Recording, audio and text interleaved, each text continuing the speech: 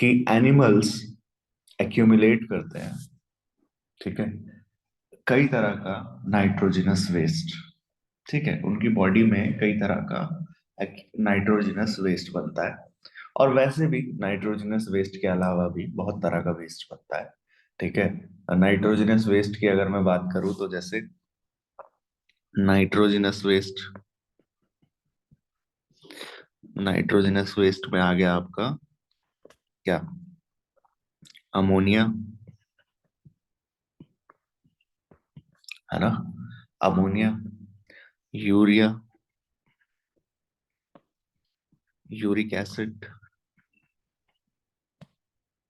Ammonia, urea, uric acid, ये सब। ठीक है, लेकिन अदर वेस्ट भी हो सकते हैं, जैसे कि फॉर एग्जांपल जो नाइट्रोजनस वेस्ट नहीं है, जैसे कि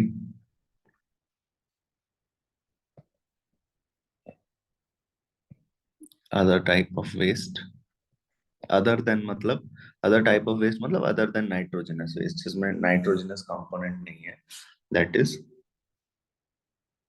that is carbon dioxide, water and ions. ठीक है, carbon dioxide, water and ions.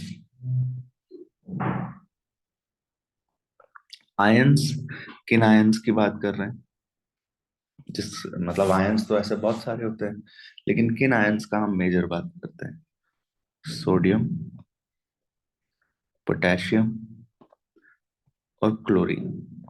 क्योंकि अगर आपको याद हो तो हम लोगों ने कुछ बात की थी कि हाइपरनेट्रीमिया, हाइपोनेट्रीमिया, हाइपर कैलीमिया, हाइपोकैलीमिया, ठीक है, कैल्शियम की भी ऐसे बात करते हैं। और भी आयंस हो सकते हैं, जैसे कि फॉर एग्जांपल फॉस्फेट हो सकता है यहाँ पर, ठीक, यहीं पर सल्फेट आयन हो सकता है, ठीक, फॉस्फेट आयन हो सकता है, सल्फेट आयन हो सकता है, ठीक, कार्बन डाइऑक्साइड वाटर तो हो ही सकता है, ठीक, ये सब। ओके, तो अगर मैं बात करूं इस यहाँ पर, अमोनिया सबसे ज्यादा टॉक्सिक, सबसे ज्यादा टॉक्सिक नाइट्रोजनस वेस्ट कंसीडर किया जाता है, देन यूरिया, और सबसे लीस्ट टॉक्सिक जो है, सबसे लीस्ट टॉक्सिक जो है वो यूरिक एसिड है। ठीक है, सबसे लीस्ट टॉक्सिक जो हुआ वो यूरिक एसिड है। ठीक, तो लिख देते हैं,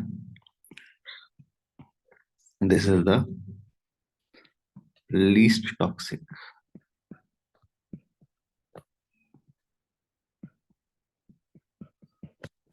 एंड दिस इज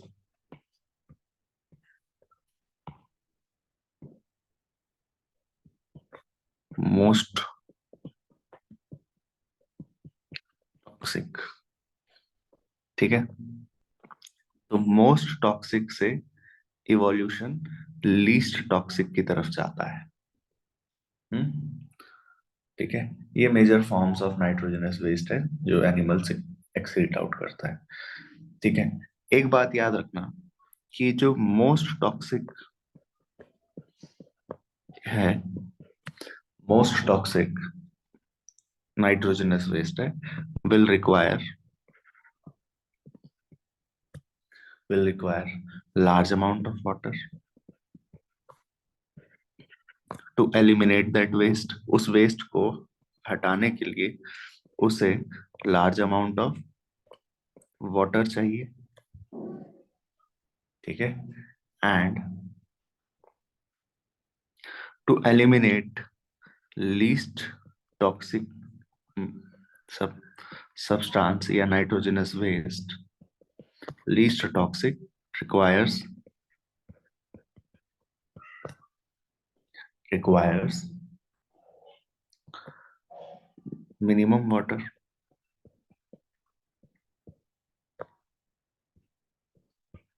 यहाँ पर एग्जाम्पल हो जाएगा यूरिक एसिड, यहां पर एग्जाम्पल हो जाएगा अमोनिया। अब यहीं से बात आती है कि भाई अगर इनको बहुत ही ज्यादा अमाउंट ऑफ वाटर चाहिए, ये ऑर्गेनिज्म जो अमोनिया एक्सक्रीट आउट करते हैं, ये ऑर्गेनिज्म जो अमोनिया एक्सक्रीट आउट करते हैं एज देयर नाइट्रोजनस वेस्ट, ठीक है, अमोनिया एक्सक्रीट आउट करते हैं एज देयर नाइट्रोजनस वेस्ट। हम्म, तो वो तो बहुत ज्यादा टॉक्सिक है, उसे बहुत ज्यादा अमाउंट ऑफ वाटर चाहिए उसको एलिमिनेट करने के लिए। तो ऐसे एनिमल्स जो हैं उनको होना कहाँ पर चाहिए, दे शुड बी प्रेजेंट और they should live in water, है ना, एक्वेटिक होने चाहिए। तो आप देखेंगे कि जो एक्वेटिक ऑर्गेनिजम्स हैं, एक्वेटिक एम्फीबियंस हैं, एक्वेटिक इंसेक्ट्स हैं, बोनी फिशेस हैं, ठीक है, वो सब क्या होंगे, अमोनोटेलिक होंगे। इस हिसाब से हम क्लासिफाई करते हैं ऑर्गेनिजम्स को। कैसे क्लासिफाई करते हैं, देखते हैं कैसे क्लासिफाई करते हैं। सबसे पहले हम अमोनोटेलिज्म, अमोनोटेलिक किन स्पीशीज को बोला हमने, अमोनोटेलिक उन स्पीशीज को हमने बोला, ठीक है, जो ammonia as their nitrogenous waste excrete out करते हैं। तो इसमें कौन कौन से स्पीशीज आ जाएंगे, जैसा हमने बात की, बोनी फिशेस,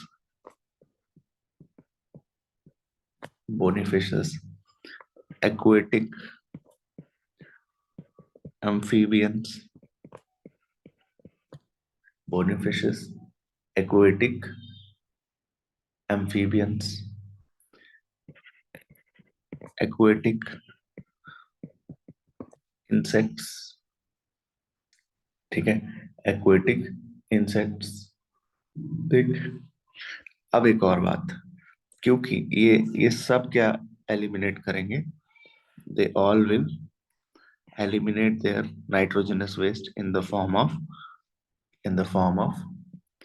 ammonium ion या ammonia, ठीक है, which is highly toxic and requires large amount of water। ठीक, तो क्योंकि थोड़ा सा बढ़ते हैं इसको, अमोनिया,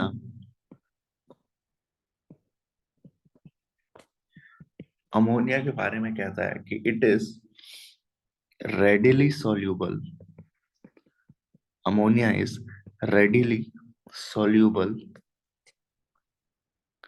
ठीक है, readily soluble, ठीक, is generally excreted, ठीक है, so it is excreted by diffusion, excreted by diffusion across cross body surfaces, across body surfaces or through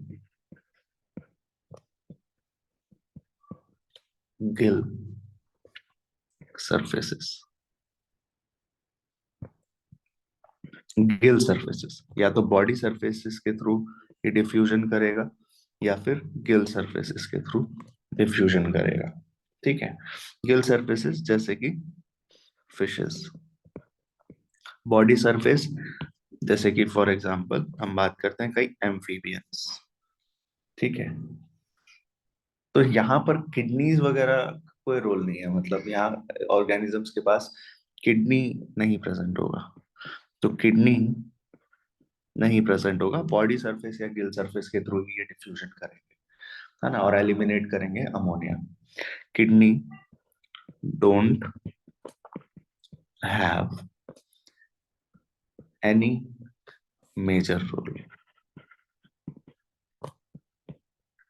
ठीक है, kidney don't have any major role. अब क्या होगा, दूसरे प्रकार के जीव जंतुओं की बात करते हैं हम, ठीक है, मीडियम टॉक्सिक, मीडियम टॉक्सिक, यानी कि मैंने बोला अमोनिया मोस्ट टॉक्सिक, यूरिया ठीक है मीडियम कैटेगरी में आ गया, यूरिक एसिड लीस्ट टॉक्सिक। ठीक है, यूरिक एसिड लीस्ट टॉक्सिक मतलब क्या कहना चाह रहा है कि जितना टॉक्सिक होगा कोई भी, जितना टॉक्सिक होगा कोई भी नाइट्रोजनस वेस्ट, उसे उतना ज्यादा वाटर की जरूरत पड़ेगी टू एलिमिनेट दैट वेस्ट, है ना। तो जैसे अमोनिया मोस्ट टॉक्सिक है तो उसे उतना ज्यादा पानी चाहिए, यूरिक एसिड लीस्ट टॉक्सिक है उसे उतना कम पानी चाहिए, यूरिया मीडियम टॉक्सिक है तो इसे मीडियम अमाउंट ऑफ वाटर चाहिए, है ना, कुछ अमाउंट ऑफ वाटर चाहिए। ठीक है, आप बोलोगे अमोनिया से कम चाहिए पानी इसको, लेकिन यूरिक एसिड से ज्यादा चाहिए। समझ आ रहा है कि नहीं आ रहा है, हाँ या ना, जल्दी बोलो। Yes sir. ओके, ठीक है, तो हम बात करते हैं यूरियोटेलिक।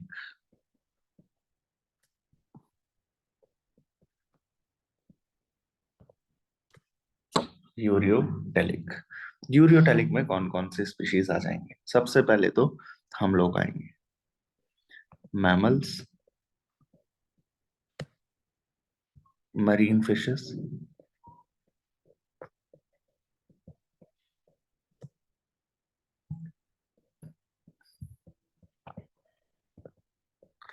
Terrestrial amphibians. ठीक है, ये भी अपना नाइट्रोजनस वेस्ट किस फॉर्म में बनाते हैं, बोलो। ये भी अपना नाइट्रोजनस वेस्ट किस फॉर्म में बनाते हैं? अमोनिया। अमोनिया की फॉर्म में बनाते हैं, राइट।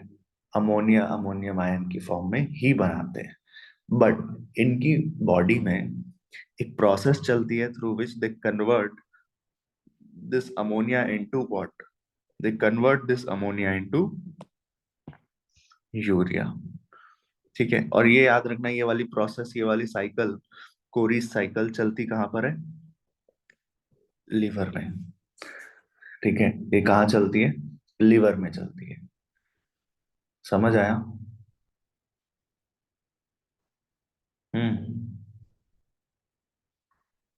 क्लियर। फिर ये फिर ये जो यूरिया है, ये यूरिया कहाँ चला जाएगा? This urea will go to the blood stream, released into blood. This urea will released into blood, और ब्लड ब्लड में किडनीज वगैरह वर्क करेंगे तो फिल्टर आउट भी हो जाएगा, एंड फिल्टर्ड फिल्टर्ड आउट। ठीक है, कुछ अमाउंट ऑफ यूरिया हम लोग अपनी बॉडी में रख लेते हैं। ठीक है, some amount of urea, some amount of urea is retained in our body to maintain osmolarity, है ना। वाटर आयनिक कंसंट्रेशन जो है उसको ऑस्मोलैरिटी बोलते हैं। उसको उसको मेंटेन रखने के लिए हम लोग क्या करते हैं? टू मेंटेन थोड़ा सा यूरिया, सारा यूरिया तो एक्सक्रीट आउट नहीं कर देंगे ना, टू मेंटेन ऑस्मोलैरिटी। कुछ मुश्किल यहां तक बताओ? कुछ मुश्किल यहां तक? नो बोलो। सर। ठीक है, आगे बात करते हैं। नेक्स्ट जो जिन स्पीशीज की हम लोग बात कर रहे हैं वो है यूरिकोटेलिक, सुना होगा आप लोगों ने, यूरिकोटेलिक स्पीशीज। ठीक है, यूरिकोटेलिक स्पीशीज कौन से स्पीशीज है जो अपना नाइट्रोजनस वेस्ट जो है वो किस फॉर्म में, वो वो क्या करेंगे? मिनिमम लॉस ऑफ वाटर करेंगे, यूरिक एसिड की फॉर्म में एक्सक्रीट आउट करेंगे। ठीक है, तो आप देखो इसमें कई तरह के बर्ड्स आ जाएंगे। अब बर्ड्स देखते हो वो अपना जो नाइट्रो अपना वेस्ट जो है वो उसको पेस्ट की फॉर्म में कन्वर्ट कर देते हैं, पैलेट की फॉर्म में कन्वर्ट कर देते हैं। ठीक है, तो उनका वाटर का लॉस ही मिनिमम है एकदम। समझ रहे हो, वाटर का लॉस ही मिनिमम है। अब बहुत ही सिंपल सी बात है, देखो, ये इनको अमोनिया था इनके पास, इनको बहुत ज्यादा पानी की जरूरत थी, इसलिए एक्वेटिक हैबिटेट में रह रहे हैं।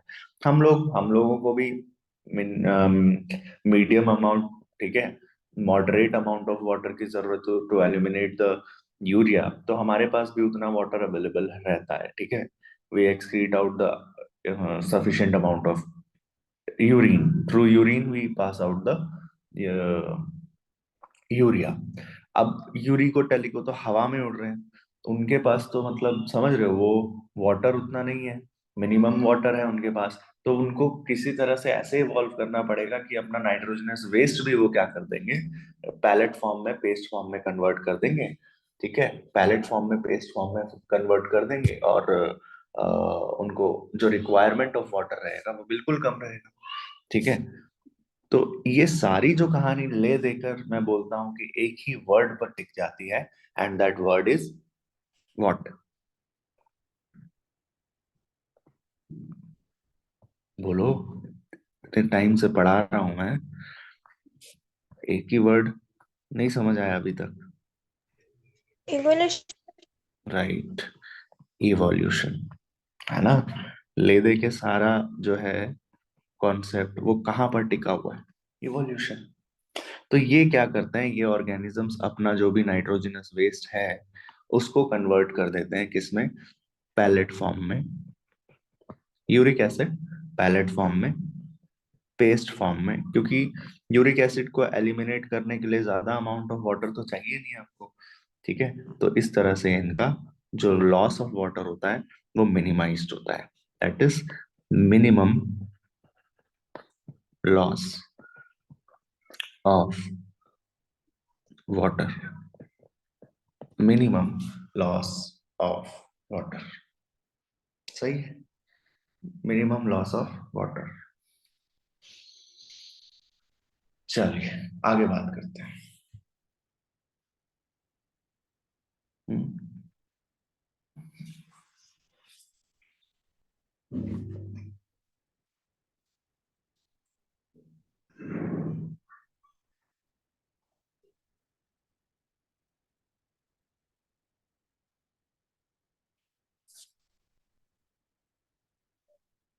ठीक है, आगे बात करते हैं।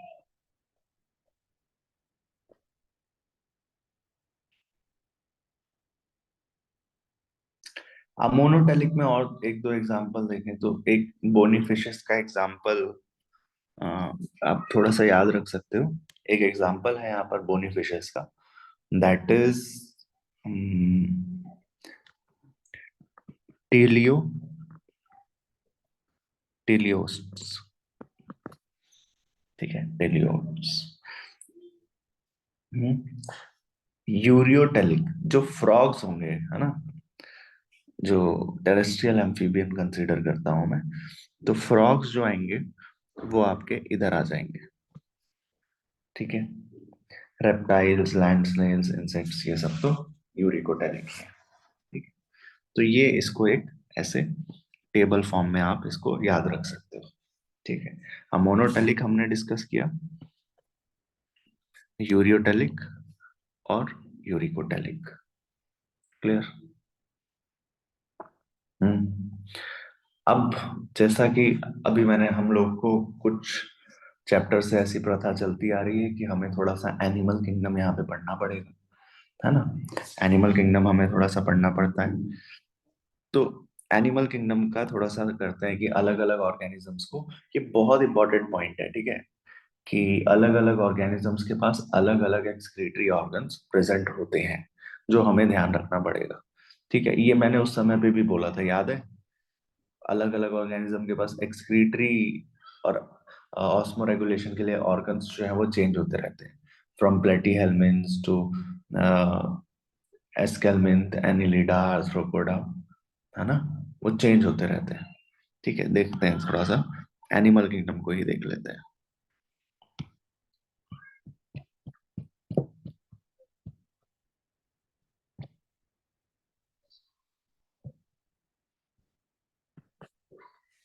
मेजरली ये प्रेजेंट होंगे कहाँ से? प्लेटी हेल्मिन्थ से प्रेजेंट होंगे। ठीक है, प्लेटी नहीं, हेल्मिन्थ, एक्सपेरिमेंट से होते हैं यार। प्लेटीहेल्मिन्थ्स बेटा, देखो देखो, अगर हम बात करते हैं specialised cells called flame cells, specialised organs यहाँ पर अवेलेबल होना शुरू हो जाएगा, यहाँ पर याद रख सकते हो, दैट इज फ्लेम सेल्स। तो प्लेटीहेल्मिन्थ्स के पास क्या प्रेजेंट होगा? फ्लेम सेल्स प्रेजेंट होगा, फ्लेम सेल होगा, ठीक है, फॉर ऑस्मोरेगुलेशन एंड एक्सक्रीशन, ठीक है। इसी फ्लेम सेल को हम लोग कई बार प्रोटो नेफ्रिडिया भी बोल देते हैं, ध्यान रखना। क्या बोल देते हैं? नेफ्रिडिया नहीं है, नेफ्रिडिया बाद में डेवलप होगा, लेकिन आगे आने वाले जो ऑर्गेनिजम्स होंगे उसमें नेफ्रिडिया डेवलप होगा, लेकिन इसीलिए इसको हम प्रोटो, मतलब नेफ्रिडिया से पहले वाला स्ट्रक्चर है, इसको प्रोटोनेफ्रिडिया पढ़ते हैं। तो एक स्ट्रक्चर हमें याद हो गया कि प्लेटीहेल्मिन्थ्स के पास प्रोटोनेफ्रिडिया होता है, फ्लेम सेल होता है। एस्केल्मिन्थ्स की बात करें तो एस्केल्मिन्थ्स के पास एक्सक्रीशन के लिए, एस्केल्मिन्थ्स एक्सकेल्मिन्थ्स के पास एज सच कुछ है क्या? हम्म, इसके पास, Excretory pores. उसके पास स्पोर्स हैं, एज सच कोई ऑर्गन्स नहीं है। ऑर्गन जो होगा वो एनिलिड्स के पास प्रेजेंट होगा, दैट इज नेफ्रिडिया, है ना, नेफ्रिडिया। और ये नेफ्रिडिया बहुत ही बढ़िया तरीके से आप देख सकते हैं किसमें, ये नेफ्रिडिया आपको देखने को मिलेगा अर्थवॉर्म्स में, ठीक है, अर्थवॉर्म दैट इज फेरेटिमा। फिर बात करते हैं मालफीजियन टिब्यूल्स। आर्थ्रोपोड्स के पास मालफीजियन टिब्यूल्स मिल जाएगा, एक्सक्रीशन के लिए मालफीजियन टिब्यूल्स होता है इनके पास, ठीक है। वहीं अगर आप बात करो कि कुछ प्रॉन्स प्रॉन्स वगैरह इसी में आ जाता है, हाँ, ये जो प्रॉन है, ये डी डायग्राम जो है वो प्रॉन का है ना, डी डायग्राम जो है वो प्रॉन है। तो प्रॉन्स के पास जो एक्सक्रीटरी ऑर्गन होता है, ठीक है, प्रॉन के पास जो एक्सक्रीटरी ऑर्गन होता है which is the green gland बोलते हैं, ग्रीन ग्लैंड, या फिर उसको क्या बोलते हैं, एंटीनल ग्लैंड बोलते हैं, ग्रीन ग्लैंड बोलते हैं या फिर एंटीनल ग्लैंड बोलते हैं। बाकी जितने भी आप वो पढ़ेंगे, बाकी जितने भी वर्टिब्रेट्स पढ़ेंगे, सबके पास किडनी तो है ही, ठीक है, सबके पास किडनी तो है ही, ओके। चलो अब इसको नोट डाउन कर।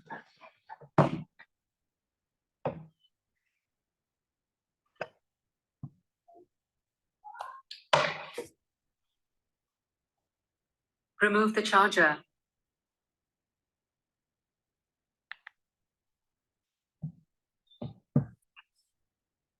हम्म,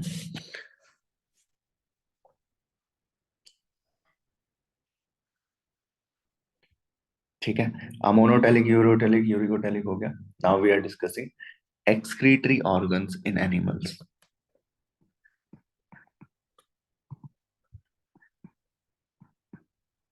Excretory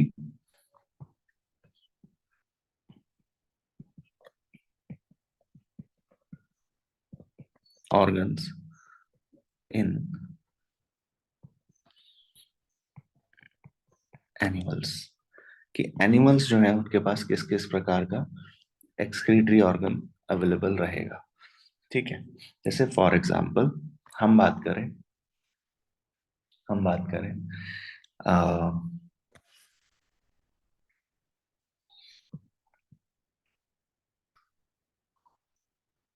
एक टेबल बना के कर सकते हैं इसको, है ना। एक तरफ लिखते हैं एक्सक्रीटरी ऑर्गन, एक तरफ लिखते हैं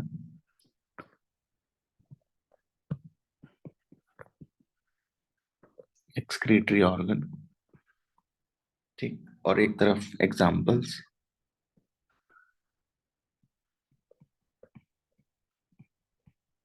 सबसे पहला जो excretory organ that is protonephridia, protonephridia, flame cells,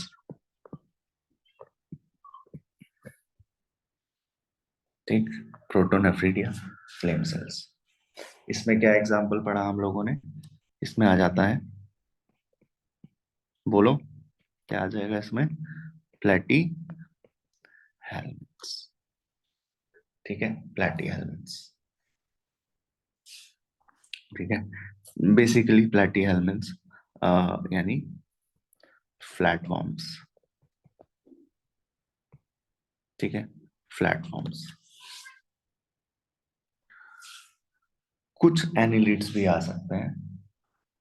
ठीक है, कुछ एनिलिड्स भी आ सकते हैं इसमें, ध्यान रखना। और ये भी एक सिफेलोकॉर्डेटा भी आ सकता है। सिफेलोकॉर्डेटा, सिफेलोकॉर्डेटा दैट इज, उसका एग्जांपल एम्फिऑक्सस, जो कि क्या है, एक्सेप्शन हो गया। क्यों? क्योंकि ये प्लेटी हेलमिंथ नहीं है, ये कॉर्डेटा को बिलोंग करता है, और कॉर्डेटा में हमने किडनी पढ़ता है। एम्फिऑक्सस पढ़ोगे आप लोग, सिफेलोकॉर्डेटा पढ़ा है ये, एम्फिऑक्सस, सिफेलोकॉर्डेटा। Yes sir. तो ये नहीं।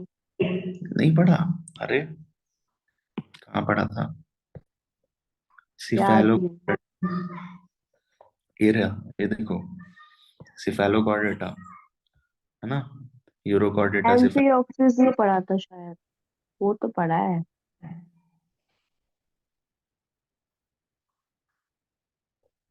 ये रहा, यूरोकॉर्डेटा, एस्कीडिया साल्वा, डोलियोलम। सिफेलोकॉर्डिया, सिफेलोकॉर्डेटा, ब्रैंकियोस्टोमा, एम्फिऑक्सस, या फिर लेंसेलेट, है ना। तो यही एग्जाम्पल है। इसकी खास बात क्या है, देखो कॉर्डेटा को बिलोंग कर रहा है, सिफेलोकॉर्डेटा को बिलोंग कर रहा है, जिसमें through out their life they will have the notochord, है ना, यही तो होता है, थ्रू आउट देयर हाँ लाइफ दे जी। नोटोकॉर्ड। और कॉर्डेटा एनिमल है, और कॉर्डेटा एनिमल होने के बाद भी देखो इसमें क्या है, क्या क्या हो रहा है, इतना डेवलप नहीं है कि इसमें कोई किडनी हो। इसमें अभी भी क्या चल रहा है, फ्लेम सेल से काम चला रहा है।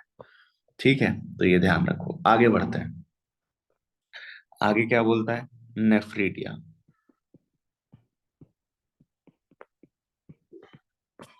ठीक है, तो नेफ्रीडिया किसके पास होता है? हमने पढ़ा, earthworm,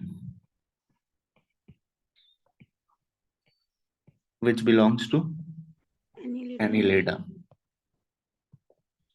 earthworm which belongs to Annelida. ठीक है, and then comes Malphigian tubules.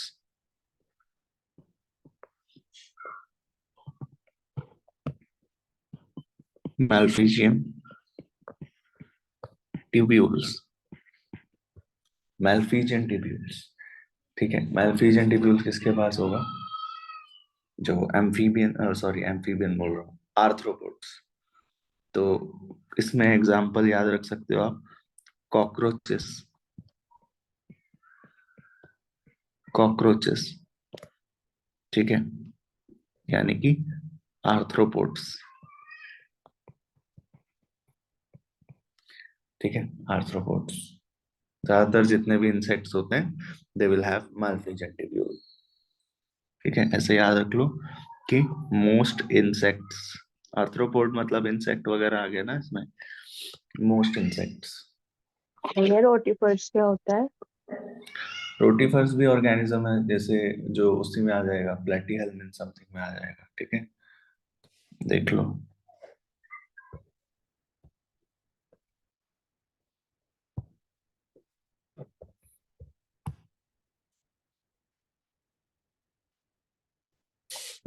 ठीक है, सूडोसिलोमेट, इस तरह के ऑर्गेनिजम्स हैं। ठीक,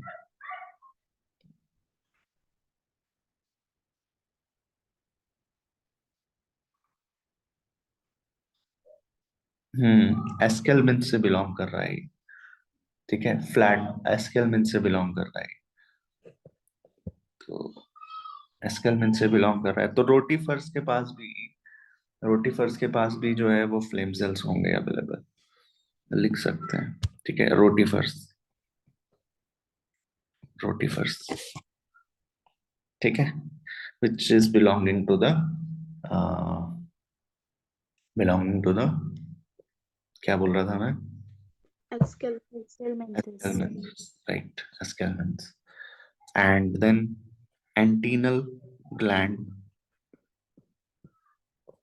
इसमें भी कुछ आर्थ्रोपोड्स आ जाएंगे. एंटीनल ग्लैंड, या फिर बोला मैंने ग्रीन ग्लैंड, है ना, सेम बात है. फॉर एक्सक्रीशन, ठीक है, इसमें कौन आ जाते हैं? प्रॉन्स. ठीक है, क्या बोलते हैं इनको? क्रस्टेशियंस बोलते हैं. ये तो पता है ना आपको, बिच्छू, केकड़े, ठीक है, प्रॉन्स, इन सबको क्या बोलते हैं? क्रस्टेशियन स्पीशीज बोलते हैं. क्लियर हुआ कि नहीं? Yes, sir. ओके, ठीक है. प्रोटोनेफ्रीडिया, देखो एक चीज याद रखना, प्रोटोनेफ्रीडिया का मेन काम, प्राइमरी काम एक्सक्रीशन नहीं है. इसके अलावा जितने ऑर्गेनिज्म है, जैसे हम किडनी पढ़ेंगे, ठीक है, इसको तो बहुत ही एडवांस में पढ़ना है. ठीक है, बहुत ही थोड़ा डिटेल में जाएंगे इसके बारे में हम. ठीक है, तो आप देखो, इनका जो मेन काम है वो क्या है? एक्सक्रीशन है. ये प्रेजेंट होगा ऑल वर्टिब्रेट्स में, वर्टिब्रेट्स में. लेकिन अगर आप नोटिस करो, जितने भी एक्वेटिक एनिमल है, उनके उनके लिए एक्सक्रीशन इतना मेजर इशू नहीं है. उनके लिए एक्सक्रीशन इतना मेजर इशू नहीं है. उनके लिए बड़ा इशू जो है वो क्या हो जाता है? ऑस्मोरेगुलेशन. तो फ्लेम सेल्स या जो प्रोटोनेफ्रीडिया है, it is primarily doing what? Concerned with osmoregulation. ये ध्यान रखना, ये ऑस्मोरेगुलेशन को बहुत ज्यादा कंसर्न रहता है. ठीक है, एक एक बात हम उसमें पढ़ते हैं, थोड़ा सा इस बात पर ध्यान देना. कॉन्सेप्ट बना के चल दो. और मैं बोलता हूँ, एक कनेक्टिविटी बहुत जरूरी है ना. कनेक्टिविटी बहुत जरूरी है. तो इस टॉपिक को जो मैं थोड़ा सा एक्सप्लेन करने जा रहा हूँ तुमको, इसको ऑर्गेनिज्म एंड पॉपुलेशन में वैसे थोड़ा सा पूछते हैं.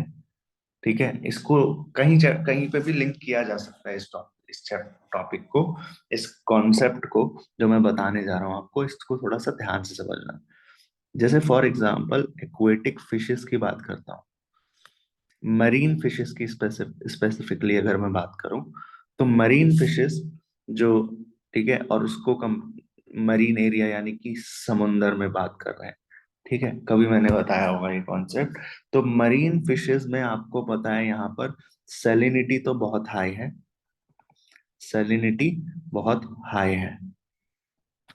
ठीक है, आपसे अगर पूछा जाए वाटर कंसंट्रेशन किधर ज्यादा है, सी में ज्यादा है या मरीन फिशेस में ज्यादा है, तो आपका आंसर क्या होगा?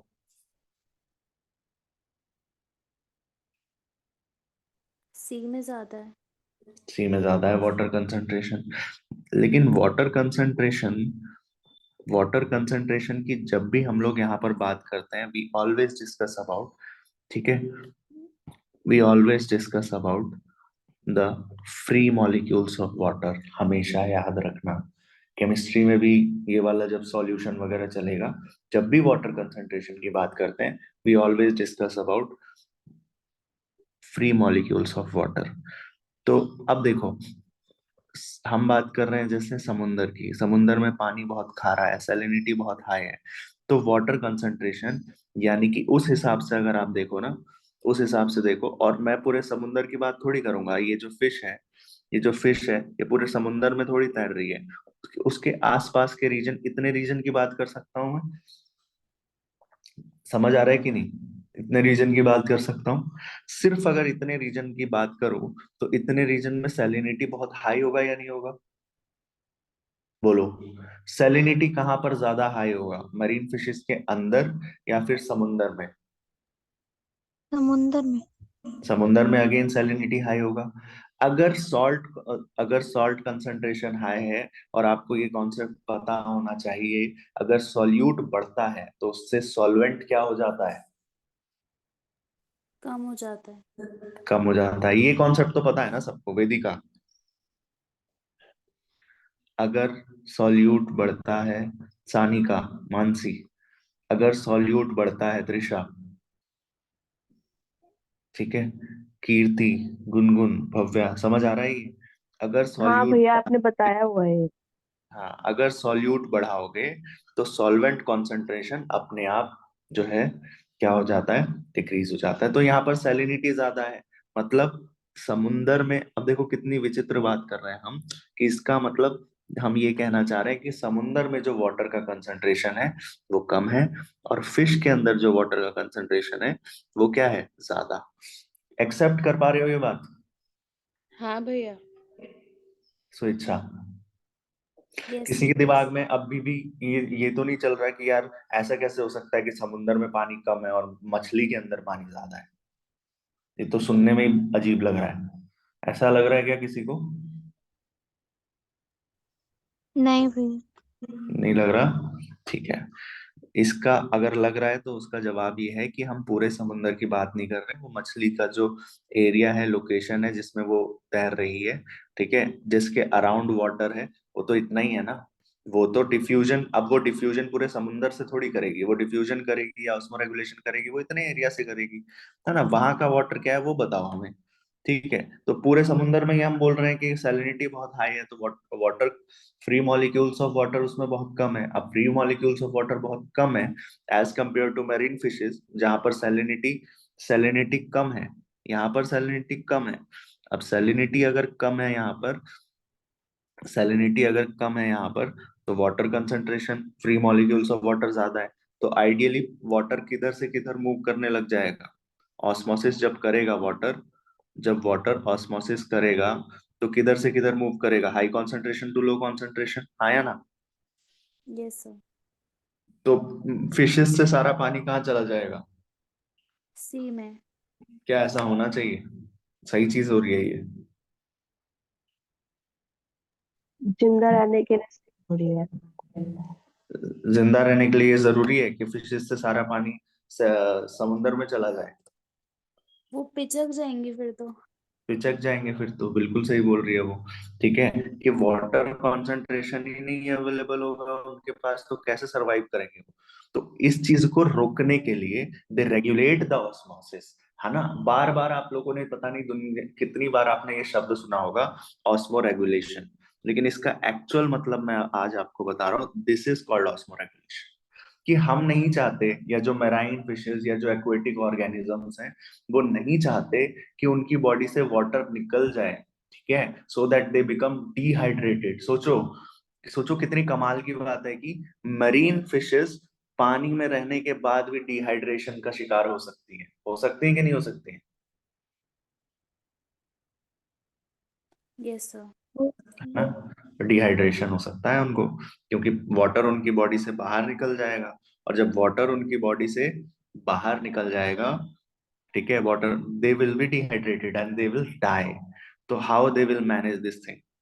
अब हमने एक कॉन्सेप्ट पढ़ा कि जब जब सॉल्यूट, यदा यदा ही सॉल्यूट इंक्रीजेस, सॉल्यू सॉल्यूट इंक्रीजेस, सॉल्वेंट डिक्रीजेस, ठीक है, सॉल्वेंट डिक्रीजेस। और इसका वाइस वर्सा, यानी कि अगर कहीं पर सॉल्यूट इंक्रीज कर दो तो सॉल्वेंट डिक्रीज हो जाएगा, और सॉल्यूट डिक्रीज कर दो तो सॉल्वेंट इंक्रीज हो जाएगा। तो अगर मैं, तो मेरीन फिशेस क्या करते हैं, मेरीन फिशेस क्या करते हैं, बाहर से, बाहर से क्या इंपोर्ट करना शुरू कर देते हैं, बाहर से क्या है, बहुत ज्यादा एक्टिव ट्रांसपोर्ट करने लग, एक्टिव ट्रांसपोर्ट तो नहीं बोलेंगे, लेकिन बहुत ज्यादा वो क्या लेने लगते हैं, आयंस लेने लगते हैं, ठीक है, आयंस का, दे इनटेक द आयंस अपनी बॉडी में, ठीक है। जब आयंस लेने लग जाएंगे तो इनकी बॉडी में सैलिनिटी क्या हो जाएगा, इंक्रीज हो जाएगा, salinity increase. Yes sir.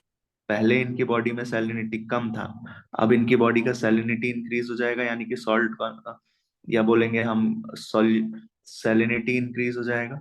Salinity increase हो जाएगा का क्या मतलब है, सॉल्यूट कंसंट्रेशन बढ़ जाएगा, और सॉल्यूट कंसंट्रेशन बढ़ने से आप बोलोगे क्या, कि सॉल्वेंट का कंसंट्रेशन अपने आप कंपैरिजन में क्या हो जाएगा, कम हो जाएगा, हाँ या ना। Yes sir. तो अगर सॉल्वेंट का कंसंट्रेशन कम हो गया है तो पानी अब निकलेगा या आएगा? आएगा। आएगा। समझ आया? और कब तक आएगा? Till they reach up to the level of equilibrium. हाँ या ना? समझ आया? तो that's how they do osmoregulation. किसी को नहीं समझ आया ये कॉन्सेप्ट तो बताओ, बोलो। आया समझ? एक बार बोल दो सारे, आया या नहीं? That's how they do osmo regulation. हाँ ठीक। भैया। अच्छा, ये कहानी सिर्फ मेरीन फिशेस की है? फ्रेश वाटर में फ्रेश वाटर फिशेस क्या सेम मैकेनिज्म फॉलो करेंगे? उनमें उल्टा होगा ना। उनमें उल्टा होगा। Very good. उनमें सोच सकते हैं, उनमें उल्टा होगा। क्यों? क्योंकि उनमें उनमें खुद फ्रेश वाटर में तो सैलिनिटी कम है। ठीक है, सोच के देखते हैं थोड़ा सा। ठीक है, वैसे सोच सकते हैं। देखो, fresh water fishes fresh water, देख लो।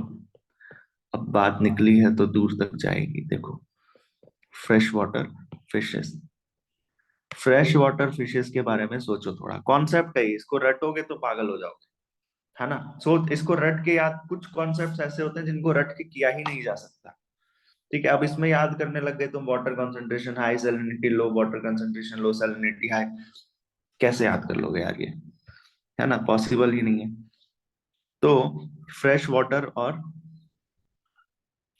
फिशेस फ्रेश वाटर फिशेस, और बाहर मैं बोल रहा हूँ वाटर जो है वो इट इज फ्रेश वाटर। अगर फ्रेश वाटर है, मान लो बाहर, ठीक है, बाहर फ्रेश वाटर है, सॉल्ट कंसंट्रेशन यानी कि वहां पर सैलिनिटी क्या है? लो है। हाँ या ना? जल्दी बोलो। यहाँ पर भी ऑस्मो रेगुलेशन होगा। अब अलग होगा ऑस्मो रेगुलेशन, लेकिन होगा तो सही। ठीक है, ऑपोजिट होगा लेकिन होगा तो सही। देखो, अब मैं क्या बोलूंगा? अब मैं बोलूंगा कि यहाँ पर जो सॉल्ट कंसंट्रेशन है, सॉल्यूट कंसंट्रेशन है, वो ज्यादा है या कम है? कम है।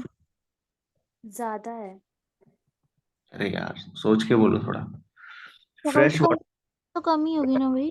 फ्रेश वाटर में सॉल्ट कंसंट्रेशन ज्यादा है या कम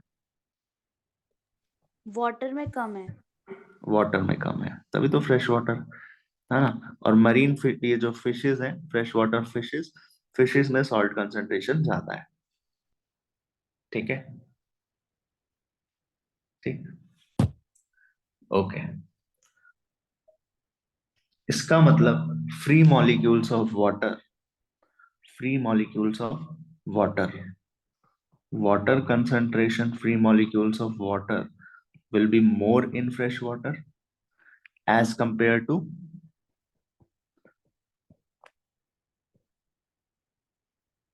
हाँ या ना? सर यहाँ पे कम होगा ना वाटर। हाँ, कम, सॉरी, कम as compared to fresh water fishes। Hmm, as compared to fresh water fishes। तो जहां वो, ठीक है, जहां पहले वो आयंस क्या बोलते हैं, ले रही थी, देवर टेकिंग द आयंस, ठीक है, ताकि उनकी बॉडी का सॉल्ट कंसंट्रेशन थोड़ा सा बढ़ जाए। यहाँ पे ये क्या करेंगे? आयंस दे देंगे। अगर ये आयंस दे देंगे, सुनो, अगर ये आयंस दे देंगे तो आयंस के देने से क्या होगा? इनका सॉल्यूट डिक्रीज हो जाएगा, यानी कि salt concentration will decrease. Salt concentration अगर डिक्रीज हो जाएगा तो वाटर कंसंट्रेशन ऑब्वियसली, अब ये भी तो नहीं चाहते ना हम कि पानी आता ही जाए, आता जाए। अब उतना पानी तो एक्यूमुलेट नहीं कर सकता ये, तो उस वाटर और इसको ऑस्मोसिस को बैलेंस करना पड़ेगा। तो सॉल्ट कंसंट्रेशन डिक्रीज, अगर आयंस दे देंगे, ये फ्रेश वाटर में आयंस सिक्रीट करते रहेंगे, तो क्या होगा? सॉल्यूट डिक्रीज हो जाएगा। अगर सॉल्यूट डिक्रीज हो जाएगा तो वाटर का कंसंट्रेशन, सॉल्वेंट का कंसंट्रेशन अपने आप इंक्रीज होगा या नहीं होगा? समझ आ रहा है? Yes sir. That's how they managed osmoregulation, इसको भी ऑस्मोरेगुलेशन बोलेंगे कि नहीं? ये भी ऑस्मोरेगुलेशन है या नहीं? दोनों ही Yes. ऑस्मोरेगुलेशन है। वो फ्रेश वाटर में था, सॉरी ये फ्रेश वाटर में है, वो मेरीन रीजन में था। ठीक है, वो मेरीन रीजन में था। ठीक है, तो ऑस्मोरेगुलेशन को कि अगर एक अच्छी सी डेफिनेशन हम देखें, होता क्या है ऑस्मोरेगुलेशन? ऑस्मोरेगुलेशन को हम डिफाइन कर सकते हैं कि the regulation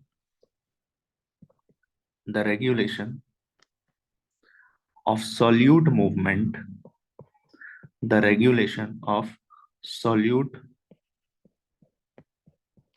movement, and hence the regulation of solute movement and hence water movement,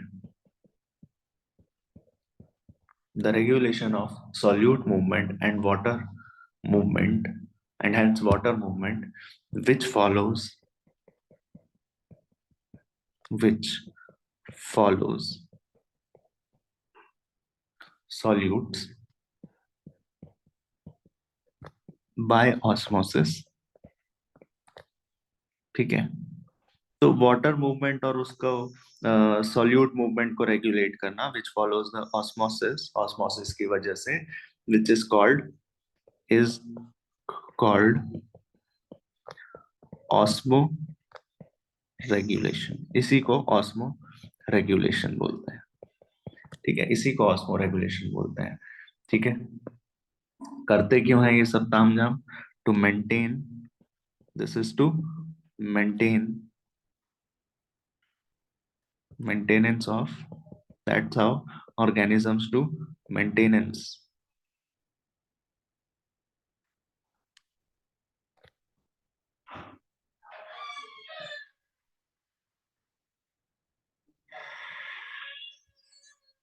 maintenance maintenance of salt water concentration, maintenance of salt water concentration in steady state, in steady state, okay, in steady state। ठीक है, ऐसे ही इसी topic को थोड़ा सा अगर मैं link करना चाहूं, किससे? Osmo regulation. ठीक है,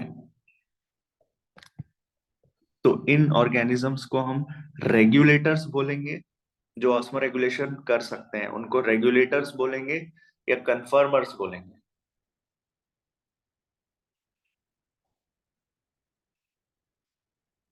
अरे यार, चैप्टर पढ़ाने के बाद पूछ रहा हूँ ये, बताओ।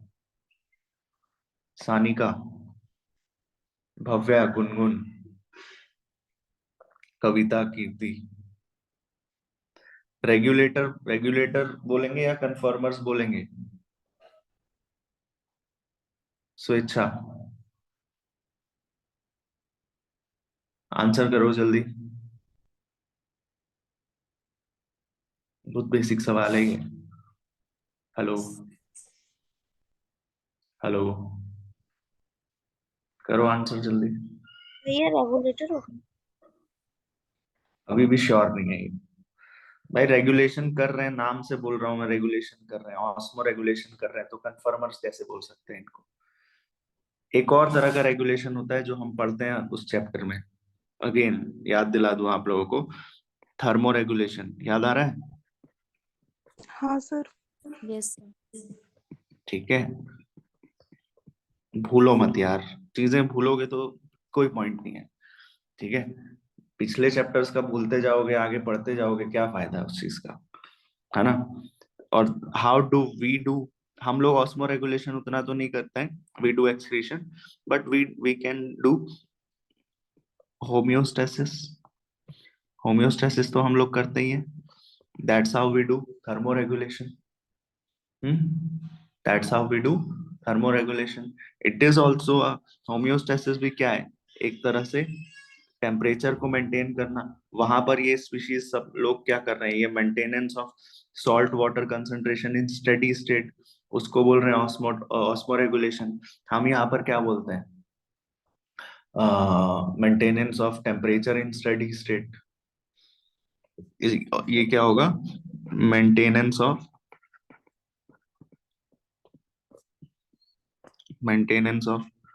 Temperature in steady state. Maintenance of temperature in steady state. ठीक है, एक चीज इसको ऐड कर लेना। लीवर में बताया था आपको कोरिस साइकिल चलती है, सॉरी ऑर्निथाइन साइकिल चलती है। ठीक है, यूरियोटेलिक स्पीशीज क्या करते हैं? यूरियोटेलिक स्पीशीज अमोनिया को कन्वर्ट करते हैं किसमें? अमोनिया को कन्वर्ट कर देते हैं किसमें? यूरिया में। ठीक है, which cycle it is? It is considered as ornithine cycle, और इसका एक और नाम है क्रैब हेंसेलेट साइकिल। ठीक है, ऑर्निथाइन साइकिल और क्रैब हेंसेलेट साइकिल लीवर में जो कि चलती है। ठीक है, जो कि लीवर में चलती है। तो how can this is how we define thermoregulation, osmoregulation. अच्छा, ये तो समझ आ गया थर्मोरेगुलेशन ऑस्मोरेगुलेशन क्या होता है। एक बेसिक टर्म जिस पर ये पूरा चैप्टर ही है। ठीक है, एक्सक्रीशन। एक्सक्रीशन को कैसे डिफाइन करोगे आप? एक्सक्रीशन को कैसे डिफाइन किया जाएगा? तो एक्सक्रीशन को डिफाइन किया जा सकता है कैसे? Removal, simple removal of mainly मतलब सिर्फ नाइट्रोजनस वेस्ट तो नहीं बोल सकते हैं, मेनली नाइट्रोजनस वेस्ट बोल सकते हैं कि हमारा जो मेन मोटिव है उस नाइट्रोजनस वेस्ट को रिमूव करना है। बट जिसका भी कॉन्सेंट्रेशन हाई होगा उसको तो रिमूव करना ही पड़ेगा। जैसे for example, if carbon dioxide concentration is high in our body we eliminate that, if water concentration is high in our body we excrete out, है ना। तो वही आयंस ज्यादा है तो उसको भी रिमूव करेंगे। तो removal of mainly nitrogenous waste, mainly, ठीक है, from the body, from the, लेकिन सिर्फ नहीं बोला है, ओनली नहीं बोल रहा है, मेनली बोल रहा है, ध्यान रखना। From the body which are end products, which are end products of metabolic activity, end product of metabolic activity, end product of metabolic activity। सही है?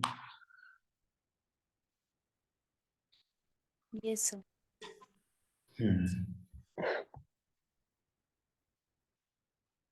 नेक्स्ट क्लास में हम लोग पढ़ेंगे क्या? आज चैप्टर शुरू हो गया है, ज्यादा नहीं पढ़ा रहे हैं। कल आप लोगों का टेस्ट है शाम को, शाम को आ जाएगा आप लोगों को टेस्ट। ठीक है, 6 बजे, अराउंड 6 बजे आप लोगों को ग्रुप में टेस्ट आ जाएगा। और कल सुबह क्लास है 7 बजे। ठीक, सुबह 7 बजे क्लास है। एंड इसमें कितनी क्लासेस लग सकती हैं देखते हैं। नेक्स्ट क्लास होगी एक्सक्रीटरी सिस्टम्स की एनाटॉमी पढ़नी है, नेफ्रॉन्स की एनाटॉमी पढ़नी है। नेफ्रॉन्स की एनाटॉमी बहुत इंपॉर्टेंट है यहाँ पे।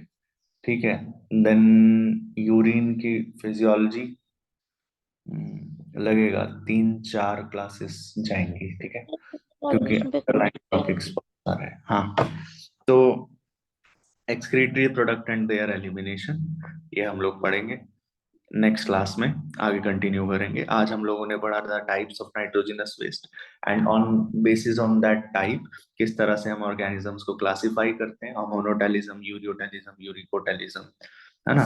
इवोल्यूशन आप हमेशा याद रखेंगे कि इस डायरेक्शन में हो रहा है, किस डायरेक्शन में हो रहा है, ठीक है, इस डायरेक्शन में हो रहा है। ठीक है, हम लोग भी थोड़ा थोड़ा क्या बोलते हैं आप देख रहे हो, लेकिन इस हिसाब से मोस्ट डेवलप्ड आप देखोगे कौन है? यूरिकोटेलिक स्पीशीज है। एंड देन एक्सक्रीटरी ऑर्गन का एक टेबल बना लिया हम लोगों ने, है ना। एक्सक्रीटरी ऑर्गन का एक टेबल बना के ऐसे याद कर सकते हैं।